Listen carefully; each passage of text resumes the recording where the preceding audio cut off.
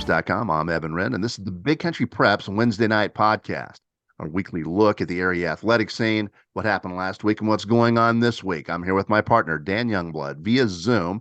And today, Dan, we've got a special guest. We've got Breckenridge baseball coach Jeremy West. And I'm excited about this one. Coach West is a guy that we've known for a long time.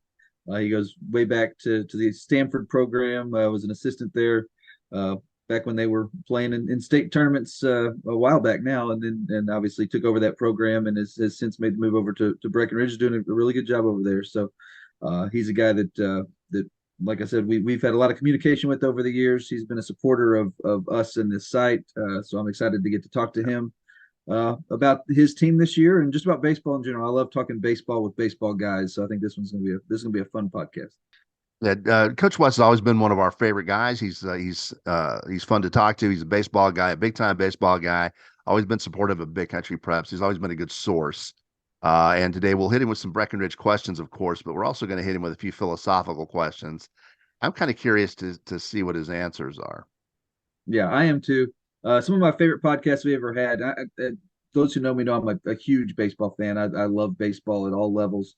So some of the favorite podcasts that we've had in the time we've been doing this is just where we've gotten to sit down and talk baseball with some baseball coaches and other people who enjoy the sport as much as you and I do. So I'm with you. I'm excited to see kind of how he answers some of the questions we're going to throw at him and just see where he stands on a few certain, baseball issues that you and I have had disagreements about over the years. So this should be, like I said, a really good conversation, and I'm looking forward to getting him on here in a little bit. You and I have disagreements. Just a few, not many. Well, name 100. Yeah. Let me get my list out. All right. Before we get into this week's show, let's thank some of our sponsors. Of course, let's begin with For the Love of the Game Broadcasting and our old friend Terry Slavens, owner of KLAX 93.5 FM out of Breckenridge, KATX 97.7 FM out of Eastland, Classic Country AM 1330 out of Graham, 94.7 FM KWKQ out of Graham, KROO 1430 AM out of Breck, and KWBY 98.5 FM out of Ranger. That's For the Love of the Game Broadcasting. Also, Rob Durham, sales consultant at Bear Chevrolet Buick Cadillac up in Breckenridge. If you're in the market for a vehicle, new or used, give Rob a shout. He's one of the nicest guys you're going to talk to. Call him at 254-559-2266. That's Rob Durham at Bear Chevrolet Buick Cadillac in Breckenridge.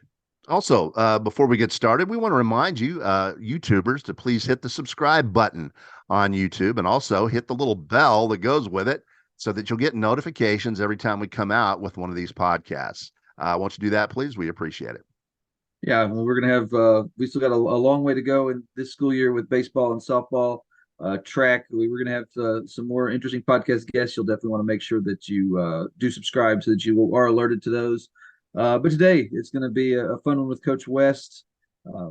A guy that, like we said, has done a really good job at Breckenridge. You got to see them on Tuesday night, actually. A big win over Early, a big extra inning win. You were texting me some of the details. Sound like a great game, and obviously, I think a big win for what that team's doing right now. Most of the games that you'll remember over the years are playoff games. There'll be a hand. Well, in football, you'll see some regular season games that are memorable, but usually in basketball and baseball, the ones that really come to mind are postseason matchups because the intensity is so jacked. But yesterday, up in Breckenridge, that was a regular season game that went 11 innings, 3 hours, more than 3 hours long, but it was a seesaw battle. Breck came back twice, erased two deficits to come back and win that thing. And it set off an on-field celebration. And this is a regular season game with 3 left. And it's almost as if they'd won a playoff series. It was that emotional. You just don't see that very often in baseball and softball at this time of year before the playoffs. But it was just that kind of intensity, and it was one of the best games regular season games I've ever seen at the high school level. Yeah, I think it was a big one for them as well. Pulled them into a second place tie in the District 8 3A standings. Obviously, they got a lot of work to do left with Brock and Peaster left on their schedule, but a big win for them just in terms of kind of establishing themselves, I think, as one of the, one of the teams to beat in our area in 3A, because Early had been kind of that one of those programs. Early's had 3 or 4 really good years in a row, has kind of built itself into that conversation, and now Breckenridge is there as well. I think Coach West deserves a lot of credit for that. He's getting this program Back, I mean, obviously, the rec program's had a lot of success over the last several years as well, but I think he's getting that program back to a level that where they're going to make some noise potentially in the playoffs. It's going to be fun to follow this team and fun to get Coach West on. Before we started this, we had before we began our taping, I talked to you about the DH question. We're going to hit Coach West with the DH question. And remember what I told you about the chances. Is we never had someone say that they'd rather see pitchers bat. Nobody, I mean, everybody loves the DH, but we never Yeah. had a coach. I told you before we started taping this that Coach West might be a guy that actually prefers to see hitters bat or pitchers bat. So Yeah, and it's possible. he's an old school guy, so you might finally have a rare ally in this in this battle. But The way the game was designed. It's the way the game was designed to be played. And when you take the pitchers out of the equation, you have less strategy. I don't think if Abner Doubleday came out and watched one of these NL starters from any time in the last 25 years bat, he'd say that's the game I designed. He would say, what is this? He'd say, get these guys Well, off my field. okay. Well, Abner Doubleday didn't design, these phone booth ballparks that you guys play in these days, using Titleists instead of baseballs, Yeah. So he designed that Yeah, either. the game has changed dramatically, but I don't think even the most pure of baseball purists would like to see nine players of pitchers quality bat. But it is what Pitchers it is. batting, grass fields, big Yeah, ballparks, plenty of open foul room, like if I designed all the ballparks, it would look like Oakland Alameda. polo grounds and Yeah. yeah, All but right. I'm ready to talk to Coach West. Are you ready? yeah, I am. It looks like he's ready as well. So let's go ahead and get him on. And joining us now, Breckenridge baseball coach Jeremy West. Coach, thank you so much for joining us. Absolutely. Glad to be here. Thank you guys for having me. Coach, after a bit of a slow start, you guys seem to be hitting your stride now, perhaps playing your best baseball of the year. This is the time to do it. You want to hit your peak late. Am I wrong?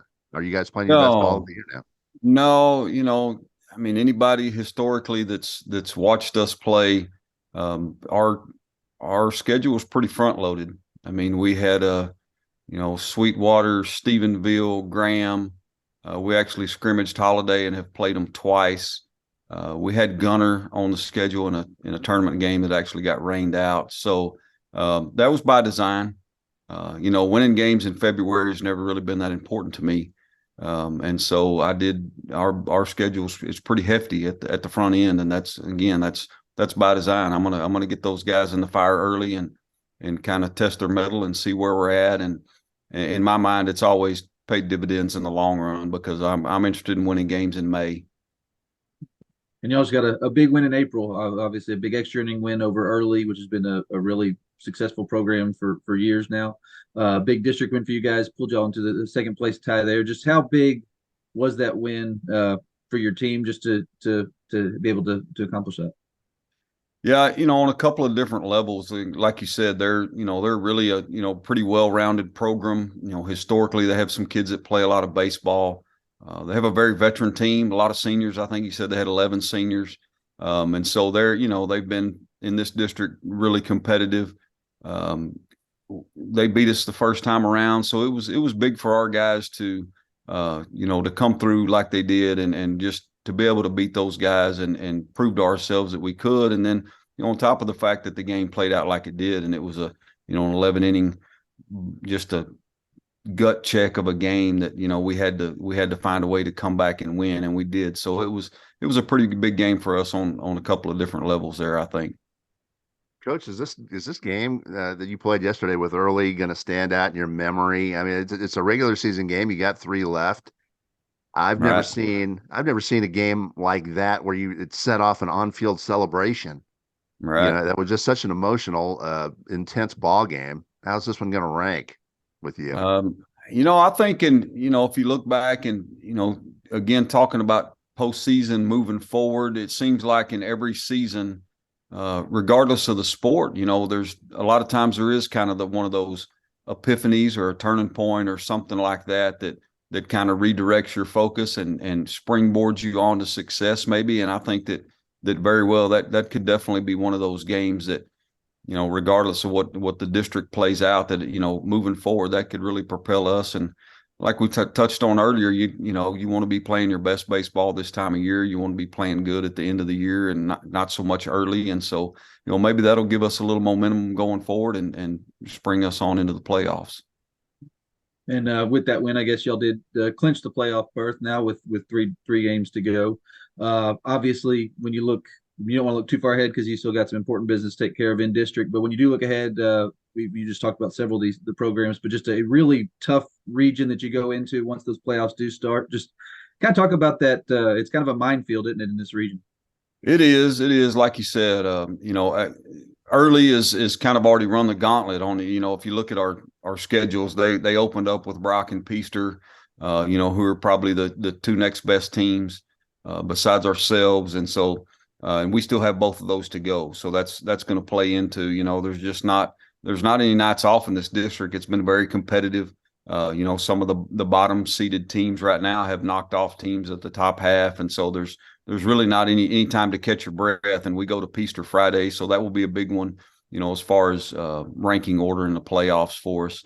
And then, yeah, like you said, I mean, it's just kind of this region's been tough historically for the last few years. And then, you look at Vernon and Owl Park that have dropped down, into the District 7 that's opposite of us, which we were in last year with Holiday, historically good. They didn't lose a district game last year. Jacksboro has a really good group, and they finished second in that district. And Bowie finished third in that district and took Brock to 3 games last year in the regional finals. And then you add in, Vernon Owl Park into that mix out of 4A. Owl Park, historically very good baseball program. And so, yeah, and then, you're staring down the barrel of Wall and Jim Ned and Brock and those guys. And so it's going to be a gauntlet. Anybody that comes out of this region, I think, is going to be pretty battle tested for sure. And you mentioned that February schedule, playing Holiday and scrimmaging Holiday. But in your own district, you just mentioned Brock. Brock's obviously a program that's been kind of a standard bearer in this region. Now, how much do games like those kind of help you once you do get into the playoffs? I mean, how important are those games just to have seen that level of competition? Yeah, absolutely. I think, again, that anytime you have a chance to face good competition, it's, again, those tournament games, it's about, we want to see guys that can pitch the ball and guys that can swing the bat, and preparation for, getting into district. And Brock is, Brock's they're another level above everybody else in our district. They're loaded, and they've got a really good team coming off, regional or, state finals appearance last year. And they're really good. And, for the rest of us, it's good to get out there, and you're going to try to, again, my end goal is, I want to get in the playoffs. And, the message I send to our guys is I want to be in that conversation. I want to be in that conversation with Jim Ned and Wall and Holiday and Brock and those guys that are competing for the region, not being satisfied with necessarily just getting in the playoffs. And so that's kind of a, big picture goal for us. And that's really what we're trying to get to. So it really sure helps us prepare to get there. But you're a big time baseball guy, so we wanted to hit you with a few philosophical questions today, not necessarily focused entirely on Breckenridge. Right. I'd be interested, number one, I'd be interested to know what your feelings are on playoff format. Do you like having the option of having a 1-game series, or do you think it should be sort of mandated that there's a best 2 out of 3 each round? What is your thoughts on that? Yeah, it depends on which team I am. There's been a lot of years where, you certainly, and baseball is a funny game, and that thing can bounce the wrong way, and playing a 1 game is, if you're, I mean, it makes it uncomfortable. And so I've always liked playing a series. I think with the series, and it's funny because, in playoffs and I've heard Daniel say before about, you get into baseball and you just got a series a week and you kind of can relax a little bit and spread that out. But we go series for 5 weeks and then you go to the state tournament and it's win or go home all of a sudden. So, but I've always thought that, you ensure that, the best teams can get there. So I think if you're the better team, for sure, you want to try to play 2 out of 3. But on the other hand, if like last year when we were a fourth place seed and we got Brock in the first round, and I certainly would have flipped him for one game if I'd have had that option. So I'm not opposed to it. I want it to be to my advantage.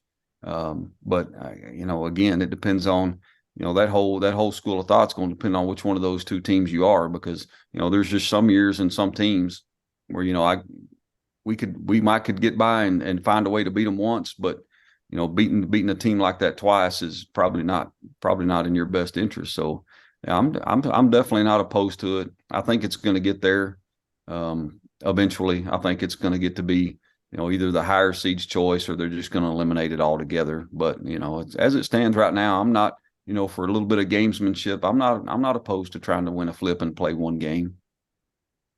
And obviously some fairly major changes at the major league level that have impacted the game a little bit. One of the biggest being the pitch clock. I was just wondering, can I kind of get your thoughts on that, and whether you think it's a good or bad thing for the game? I definitely think it. There's been a lot of conversation about casual baseball fans and those type of things, and I do love the game and I do love to watch it, but it certainly, I don't think it hurts anything. It's just going to be an adjustment. And I think, those guys are pretty much, by now acclimated to it through spring training. It didn't take very long for those guys to figure that thing out. And, it sure helps, just spectating. I mean, keeping the game moving, and, they've knocked a half hour probably off those games, it seems like. And so that, I think it doesn't hurt anything. It might upset some guys, but there was really, they waste quite a bit of time that they don't have to, and so that's one way to kind of get it back on the rails. So again, I'm not opposed to that. I'm probably more opposed to them taking away the shift, than the speed up rules, because I always thought that if you want to beat the shift, if you just lay a bunt down a couple of times and they'll get out of it. They'll have to, but guys just at that level refuse to do it. So I think, hey, you play your guys wherever you want to. If you don't like it, do something about it. But yeah, I didn't like that change as much as I enjoy the speed up rules. Coach, pitcher's batting is all but extinct. Do you like that? Do you like the DH, or did you like the game the way it was originally intended? Yeah, I mean, I'm a little bit old school on that. I enjoyed the pitchers, really having to, honestly. You're the first one that said that. We've asked about. This is the first Well, guy that said that. Nobody wants to watch Clayton Kershaw try to hit, but honestly, as a hitter, if the guy's going to have the ability to throw at me, I kind of want him to have to take the same turn. It's one of those things. But I have a lot of thoughts on that, and one of them is, is two-way players, because I think you look at Ohtani, and obviously he's a very, very special player. But I've always been of a mind that there's a lot more guys out there that could do it. Maybe not to that caliber and that level, maybe not be an all-star caliber at both, but even like, and it goes back to, and I know that, at the 2A, 3A level, I've spent most of my career that, you have guys that can do that. And I think honestly, the same way in football, if you have the best athlete in your program and he can help you on both sides of the ball, why would you not allow him to do that? And maybe it's not the whole playbook and maybe it's not the whole game, but why would you not, if the game's on the line in the fourth quarter, why would you not have your best player on the field? Has always been my school of thought. And I know there's guys that can do it, because I've coached guys that could do it in the small school level because we didn't have a choice. And I think the same thing goes in baseball. I think if you go to the college level, there's a lot of guys that could be two-way players. I mean, I've seen them, through the years, just guys that really good hitters, and maybe they're just 3-out guys. But you go back to the days of watching Bobby Thigpen run in from the outfield for Mississippi State for the Will Clark and Palmero Mississippi State teams, and even today, on the College World Series, you're going to see guys come out of the outfield to come close a game. And even if it's just that, even if they're just 3-out guys, why would you not allow those guys to do it? Because there's a bunch of those guys that could do it if they were allowed to do it. And so I think, I don't think making the pitchers hit is a terrible thing.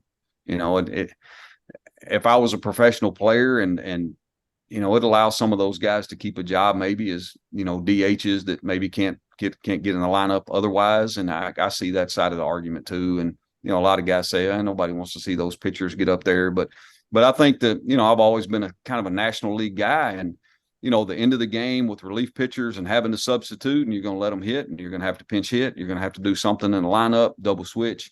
I always enjoyed that because honestly, professional sports nowadays is pretty hard to watch at every sport at the professional level. That's one of the reasons I like that they've sped up baseball but watching guys punch out 200 times and hit 220, that doesn't really appeal to me. I would much rather watch, the 87 Cardinals and watch guys bunt and steal bases and watch managers have to make moves and the pitchers hitting allowed for them to have to do that. So one thing that's kind of been cool since Ohtani, with the success he's had as a two-way player, you've actually seen a couple of guys in the minors who are doing that too, which is cool. So that may become something of a trend, which would be neat. But there's another trend. One thing that's kind of really impacted the game at the highest levels is just the impact of analytics and sabermetrics and just the influence of how that into all levels of decision making. You just talked a lot about kind of the old school, traditional, bunt him over, you score the guy. Just do you think that the analytical view has taken something away from the game just in terms of what it was originally designed to be? I do think at some point it's information overload, and I 100% think that there's some things that the analytics and the statistics can't point out that the human eye can, and just human relations can. I'm not against the analytics. I think there's a lot of value there, and I think and like you said originally, that's the way it started out, and I think there is. I mean, just technology in general, whether it's spin rates on breaking balls in the bullpen, and and being able to go back and try to find that, or just the amount of video that professional players have access to and things that they can watch, it's just an incredible advantage. And I'm not against any of that, anything that they can use, but I think, that, and of course, baseball is just a game of numbers, and it always has been. And so they get out there and they find some really wild off the wall numbers, and maybe it has some entertainment value. I don't know that it has a lot of interest in as far as anything else, but there's a lot of information out there, and some of it's useful. Some of it I think is overkill. But I definitely have always going to be, in favor of, the human element and something, hard hit rate. Yeah, you're hitting it hard, but you're hitting it right at, somebody, you're still getting out. You're still getting out. And again, I have a bigger issue with, guys not being great hitters. I think those guys at the professional level are going to, they're going to get 550 at bats, and they're going to take that same swing path 550 times and hope that they run into 40 of them and hit them in the stands. And those guys are all-stars now. And my whole life growing up, those guys couldn't hardly keep a job, because if you punched out 200 times a year, they weren't going to keep you around. And now it's, everybody on the field has to hit home runs, and nobody hits for average. And if they punch out, nobody bats an eye. It's not embarrassing anymore. Which, that's just not the way I grew up playing the game. It was just, that was just a sense of pride. Right. Yeah. I think, guys that, used to take pride in being able to swing the bat and hit for average and not punch out, every game. And I think those days have passed us by, and I would enjoy seeing some of that coming back. Stolen bases and some bunting and some strategy in the game, to me, just makes it more exciting to watch. All right, Coach. You can only watch one baseball movie for the rest of your life. You only in your movie collection, you can only have one baseball movie. What's it going to be, and why? It's probably Field of Dreams. Yes, sir. And I mean, I have a couple other that are in the in the ballpark, but I think probably just for me is probably just the age. When that movie came out, and in my teenage years, and watching that movie growing up, it's always been one of my favorites. One of my favorite movies of all time, just not just baseball movies. Okay. What are your some of the other baseball movies that you're fond of? I'd be curious. Honestly, for love of the game, the newer Costner movie that, and I like Costner, and it's not that, but I think that's a really, really well written movie. And I really do like that. and I like Major League just because it's slappy and it's funny, you know. But yeah, I really It's filmed enjoy in those. Tucson also. You have to love that one. Wow. Well, you know,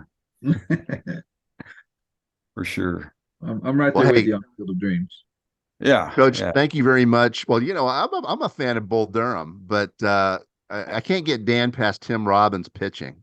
yeah, Yeah. yeah. I do. I mean, that's probably in the top five. I mean, and I'm like I said, I'm not like a Costner groupie or anything, but I really do enjoy Costner movies, most of them that I've seen. But Bull Durham, it's a classic too. I mean, I can't argue that one very much.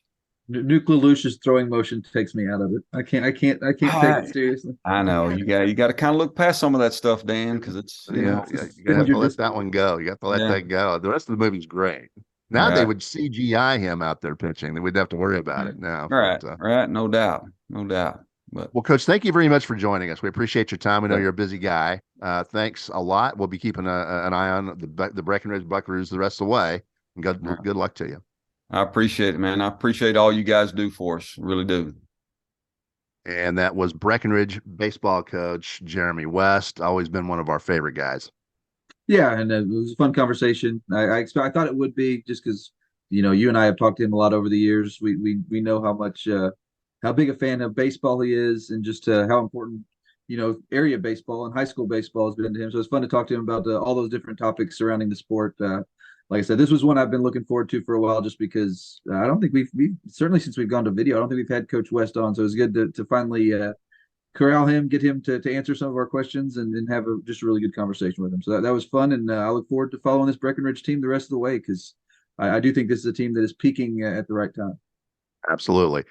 With that, it's about time to wrap up the Big Country Preps Wednesday night podcast. But before we do that, we want to remind you we've got three separate subscription packages here at Big Country Preps. We've got a monthly for $5 a month. We've got a semi-annual where we knock that price down to $4 a month. That's a 6-month subscription. And then we got an annual 12-month subscription where we knock that price down to $3 a month, $36 for a full year of Big Country High School athletic coverage. We'd also like to remind you that if you see a photo you like in any one of our galleries, those are available for purchase. We have photo downloads available for $7, as well as some keepsakes and prints. So make sure you check those out. As you're scrolling through the site, you'll notice pretty quickly that we take a lot of photos from these games that we cover. It's something we really enjoy doing and something we're very proud of here at BigCountryPreps.com. All Big Country, all high school, all the time. Welcome home.